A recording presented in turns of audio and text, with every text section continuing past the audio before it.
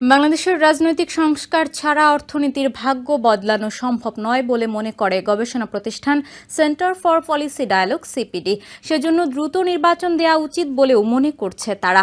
বুধবার সিপিডির কার্যালয়ে এক প্রেস ব্রিফিংয়ে সংস্থাটির সম্মানিত ফেলো ডক্টর মোস্তাফিজুর রহমান বলেন, অন্তর্বর্তী সরকারের নেয়া পদক্ষেপ এখনও জনজীবনে স্বস্তি আনতে পারেনি।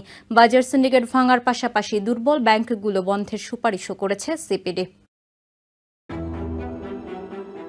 অন্তর্বর্তী সরকার দায়িত্ব নেয়ার প্রায় 6 মাস হতে চলেছে। এই সময়ে জীবনযাত্রার ব্যয় কমিয়ে আনার উদ্যোগ নিলেও বাজারে তার প্রভাব ছিল কম। বরং তেল, চিনি সহ অনেক নিত্যপণ্যের আন্তর্জাতিক ও দেশের বাজারে দামের বিস্তর ফারাক দেখা গেছে।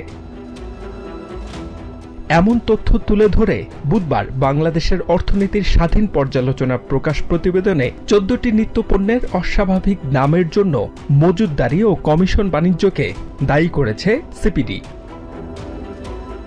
সিপিডি বলছে, এসব বন্ধে কার্যকর পদক্ষেপ নিতে পারেনি অন্তর্বর্তী সরকার। জ্বালানি খাতের নাজুক পরিস্থিতির কথা তুলে ধরে সিপিডি জানায়, পিডিবির কাছে বিদ্যুৎ কেন্দ্রগুলোর পাওনা 21,000 কোটি টাকা। সংকট নিরসনে আমেরিকা থেকে এলএনজি আমদানি নিয়েও প্রশ্ন তুলেছে বেসরকারি গবেষণা সংস্থাটি।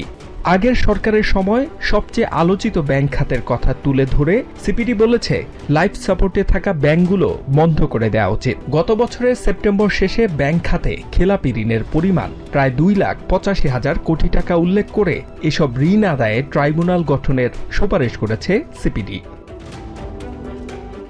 সিপিডির দাবি, রাজনৈতিক সংস্কার ছাড়া অর্থনৈতিক সংস্কার সম্ভব নয়। আমরা কিন্তু সিপিডি থেকে অনেক বছর ধরে বলছি যে আমাদের নিজস্ব এক্সপ্লোরেশন শক্তি, আমাদের সেখানে জনবল, এইখানে আমাদের ইনভেস্টমেন্ট করা, এটাই হলো আমাদের stand. HM. Ataullah, TVN 24 news desk.